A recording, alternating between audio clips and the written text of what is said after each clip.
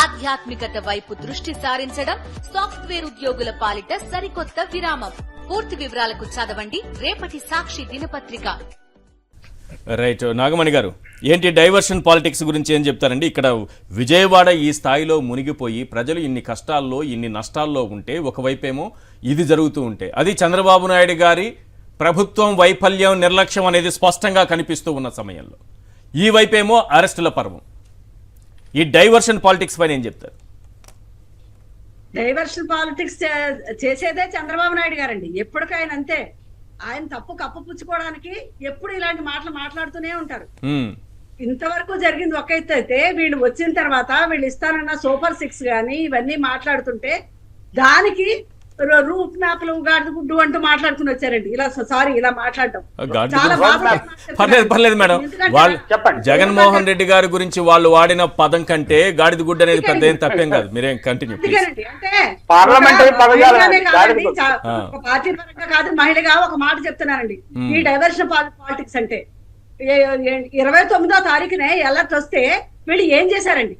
అది కూడా కాకుండా ఈ రెవెన్యూ ప్రిన్సిపల్ సెక్రటరీ సిసోడియా గారు కూడా చెప్తున్నారు ఇలా వచ్చింది, అప్పుడు మేము ఎలా చేయలేదండి. అవన్నీ వాళ్ళ తప్పులే కదా. అలాగే బుడమేరు గేట్లు ఎత్తారంటే, బుడమేరు గేట్లు ఎత్తినప్పుడు ఇలా చేశారని జగన్మోహన్ రెడ్డి గారు మాట్లాడుతుంటే, నువ్వు 5 ఏళ్ళు సీఎం గా ఏం చేసావు, నీకేం తెలుసు, ఎందుకు పనికొస్తావని మాట్లాడారు పబ్లిక్ గా చంద్రబాబు నాయుడు గారు. అదే చంద్రబాబు నాయుడు గారు ఈవేళ గేట్లు దించారు, గేట్లకి ఇంత దాకా దించారు అని మాట్లాడతారు. ఇవన్నీ ఏంటంటే డైవర్షన్ పాలిటిక్స్. వాళ్ళు చేసిన తప్పులు కప్పుపుచ్చుకోవడానికి 2 లక్షల మంది వెంటనే సింగనగర్ లోనే ఇబ్బంది పడ్డారండి. సాక్షాత్ మా అన్నయ్య అక్కడ ఉంటున్నాడు, వాళ్ళు సింగిల్ డాబా ఉంటారు.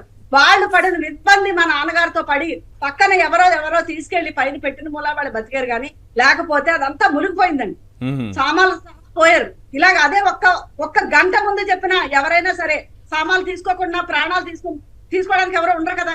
అందరూ పెద్ద ఎలివేషన్ ఇస్తున్నారే చంద్రబాబు నాయుడు గారు ఈ టైంలో ముఖ్యమంత్రిగా లేకపోతే అసలు ఏమైపోయి ఉండేవాళ్ళు వీళ్ళంతా. చాలా చక్కగా అద్భుతంగా ఆయన చేస్తున్నారు సహాయ కార్యక్రమాలు. ఆయన ముఖ్యమంత్రిగా వచ్చిన వెంటనే పుష్కరాల్లో ఒక 30 మందిని పోతే ఇప్పుడు ఈ వచ్చిన వెంటనే 60 మంది పోయారు ఈయన వచ్చిన మూలానే. అదే జగన్మోహన్ రెడ్డి గారు ఉంటే ఈ అలర్ట్ చేసుకుంటూ పైన డ్యాముల నుంచి కూడా ముందు నుంచి వదులుకుంటూ ఇంత ఇది రాకపోను. ఇక్కడ మెయిన్ ఇంకోటండి, జంగిల్ క్లియరెన్స్ అని ఈ మధ్య అమరావతి లేకపోతే కృష్ణానది పరివాహక ప్రాంతంలో ఈ జంగిల్ క్లియరెన్స్ అని చెట్లు ఇవి అవి ఇష్టం వచ్చినట్టు కొట్టారు. అవన్నీ కూడా దాంతో నీరు ఎలా వెళ్ళిందో, ఎటు నుంచి వెళ్ళిందో. ఇప్పుడు అమరావతి పరిస్థితి చూడండి. అమరావతి ఎక్కడనే అంటే అమరావతి ఎక్కడ ములిగింది అని అడుగుతున్నారు. అంటే అమరావతికి పెట్టుబడులతో రారనేసి వాళ్ళ ఉద్దేశం. కానీ వీళ్ళు ఎంత దాచి మూచి పెట్టాలన్నా గానీ ఖచ్చితంగా అమరావతి ఏమిటన్నది కనబడకుండా ఇప్పుడున్న పొలాలు గానీ మొత్తం మూసుకుపోయి కనబడుతున్నాయి. ఎవరు చూడట్లేదు, ఎవరికి తెలియట్లేదు. పిల్లి కళ్ళు మూసుకుని పాలు తాగినట్టు మాట్లాడుతుంటారండి. ఇంకా వర్షాలు ఉత్తరాంధ్రలో వర్షాలే, ఇప్పుడు విజయవాడలో అవే చూసాము, కోస్తా జిల్లాల్లో అలాగే ఉంది పరిస్థితి. ఇవంతా వరదలు వచ్చినప్పుడు వర్షం వచ్చినప్పుడు ఎంతో కొంత మునుగుతాయి.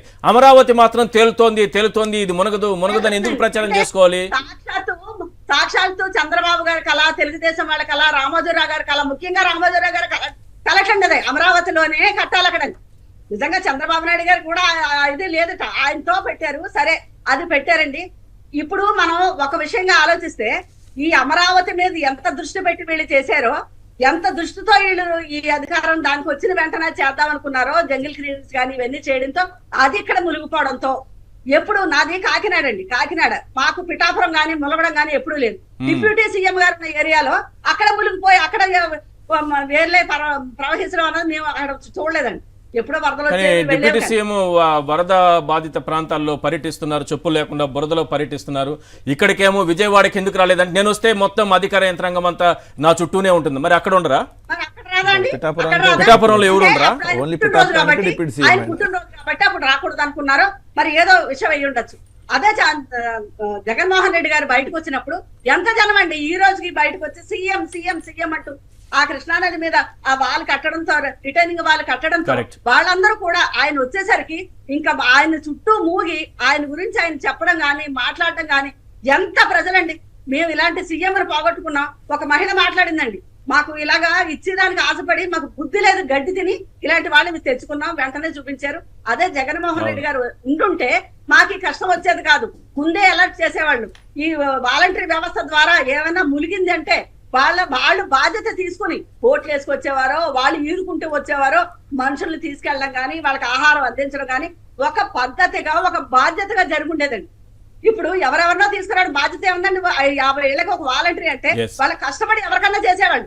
ఇప్పుడు ఏమైందండి? వాళ్ళు ఎవరికి లేక తీసుకొచ్చారండి. లాస్ట్ లో సార్ ప్రసాద్ రెడ్డి గారు చెప్పినట్టు ఈ రోజు చేస్తున్నారండి. మొదటి 1-2 రోజులు కూడా చాలా విలవిల్లాడిపోయారండి. దానికి సాక్షాత్తు మా ఫ్యామిలీ అందులో ఉందండి. మా అన్నయ్య, మా నాన్నగారు, వాళ్ళందరూ కూడా. ఆ తర్వాత వాళ్ళ ఫోనులు రాక ఎంత ఇబ్బంది పడ్డామో, ఉన్నారో ఏమైపోయారో. మేడం ఒక క్వశ్చన్, ఎందుకంటే నేను మొన్న డిబేట్ లో కూడా అన్నాను, నాకు స్థానికంగా ఉన్న వాళ్ళు చెప్పింది ఏంటంటే ఉద్దేశపూర్వకంగా సెల్ ఫోన్ సిగ్నల్స్ కూడా టవర్స్ నుంచి కట్ చేసేసారు. ఎందుకంటే బయట ప్రాంతాలకి ఇక్కడున్న కష్టాలు ఎక్కడ చెప్తారో, ఇక్కడ ఉన్నటువంటి పరిస్థితిని. మీ వాళ్ళకి అలాంటి పరిస్థితి ఎదురైందా? మీరు ఫోన్ చేస్తే అందిందా, అందలేదా? ఫోను లేక ఆ రోజు పొద్దున్న వెళ్ళిన వాళ్ళు తర్వాత ఫోను లేకపోతే విలవెల్లాడిపోయామండి. ఈ మధ్య నాకు బాగా అనారోగ్యం పాలై నేను ఒక్కసారి సిక్ అయి ఉన్నాను. ఈ కంగారులో నాన్నగారు ఎలా ఉన్నారు?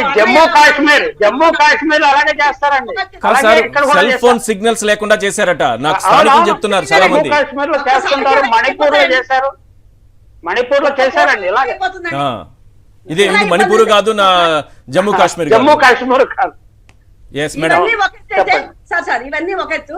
ఈ రోజు జగన్మోహన్ రెడ్డి గారిని విమర్శించిన తీరు గాని, అన్నవి గాని, ఇవన్నీ కూడా వాళ్ళకి తిరిగి బూమరాంగ్ లాగా తగులుతాయండి. ప్రజలందరూ కూడా ఎవరి మట్టుకు వాళ్ళు రియలైజ్ అయ్యి ఇప్పుడు ఎలాగా ఈయన వచ్చారు, ఎందుకు ఇలా అవుతుందని జగన్మోహన్ రెడ్డి గారి మీద అపారమైన ప్రేమతో ఉన్నారు, ఏం చేయాలని అన్నారు. కానీ ఆ దృష్టిని మళ్లించడానికి ప్రజలందరూ ఏకతాటి మీద జగన్మోహన్ రెడ్డి గారినే మెచ్చుకుంటూ మాట్లాడుతున్నారు. ఎలాగన్నా చేయాలని ఆ బోట్ల వివాదం తీసుకొచ్చారు. ఆ బోట్ల మీద ఆర్టీవీలో చూశారు, ఆ వాళ్ళు ఉత్సవాలు చేసుకోవడం. అదే బోట్లు, అదే రంగు బోట్లు, అవి లంగర్ అయ్యాక వెళ్ళిపోయి ఉంటుంది. లంగర్ ఉన్న ప్రవాహానికి కాకినాడ తీరంలో మాకు షిప్ లో కొట్టుకొచ్చిన రోజులు ఉన్నాయండి. లంగర్ పోయి ఉండొచ్చు. దానికి కూడా జగన్మోహన్ రెడ్డి గారిని బాధ్యత చేయడం, ఇవన్నీ ఒకటైతే ఈ రోజు మా కాకినాడ జిల్లా పర్యటనకి వెళ్ళినప్పుడు ఈయనన్ని మాట్లాడడం, జగన్మోహన్ రెడ్డి గారిని విమర్శించడమే కాకుండా ఆయన అంటారు ఆంధ్రాని ఒక్క నిమిషం సార్, అన్నపూర్ణ చేస్తాను అంటారు. ఈయన అన్నపూర్ణ ఆంధ్రాని చేయడం ఏంటి sir? Rice boil of India అంటారు ఆంధ్రాని. అలాంటిది ఈయన వచ్చాక అన్నమా రామచంద్ర అని అడుక్కునే పరిస్థితి ఈ రోజు తీసుకొచ్చారు.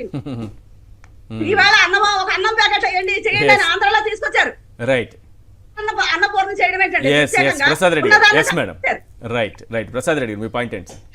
చంద్రబాబు నాయుడు గారు ఇలా కబుర్లు చెప్పేసి కాలక్షేపం చేసేస్తున్నాడు. 4 నెలలు అయిపోయింది ఇప్పుడు వరకు. ఆయన సూపర్ 6 గురించి ఏమి మాట్లాడలేదు. అలాగే ఏంటంటే మనకి ఈ చంద్రబాబు నాయుడు గారి పరిపాలన ఏంటంటే ఆయన కొడుకు చేస్తున్నాడా ఆయన చేస్తున్నాడో తెలియదు మనకి. అడ్మినిస్ట్రేషన్ అంతా కొడుకు కంట్రోల్లో ఉన్నట్టుంది. ఈయన ఊరికే పైన ఏంటంటే పబ్లిక్ అపీరెన్స్ ఈయన చేస్తున్నట్టున్నాడు. నేను అసలు ఒకటేంటి, వ్యక్తిగతంగా నేను ఏదో 1 కోటి రూపాయలు ఇచ్చా, 2 కోట్లు ఇచ్చా, లేకపోతే నేను వ్యక్తిగతంగా తిరుగుతున్నాను, నేను ఇంత అది చేస్తున్నాను, ఇంత కష్టపడుతున్నాను అని చెప్తారు. అది ఇది వరస్ట్ పార్ట్ ఆఫ్ అడ్మినిస్ట్రేషన్ అండి. నువ్వు వ్యక్తిగతంగా కాదు, నువ్వు ఎక్కడో కూర్చుని మొత్తం పాలనా యంత్రాంగంలో అధికారులందరూ ప్రజల చుట్టూ తిరిగేలా చేయాలి. నువ్వేం చేస్తున్నావు? నీ చుట్టూ తిరిగేలాగా చేసి కెమెరాలు నీ చుట్టూ తిరిగి ప్రజల మిజరీని ప్రపంచానికి తెలియజేయడానికి జర్నలిజం ట్రై చేయాలి. కానీ జర్నలిస్ట్ అది ట్రై చేయట్లా. చంద్రబాబు గారు ఏం చేశారు? చంద్రబాబు గారు రోజుకి 22 గంటలు పని చేస్తున్నారు, 2 గంటల్లో నిద్రపోతున్నారు, ఈ రకమైన ప్రచారం చేస్తున్నారు. అంటే ఇది 10 రోజుల తర్వాత విచిత్రమైన మానసిక పరిస్థితుల్లో జర్నలిజం, తెలుగు జర్నలిజం వచ్చేయడం అనేది మా కళ్ళ ముందు మేము చూస్తాం అనుకోలేదు, చూస్తున్నాం. Decline of journalistic values and standards. Values గురించి చెప్తారా?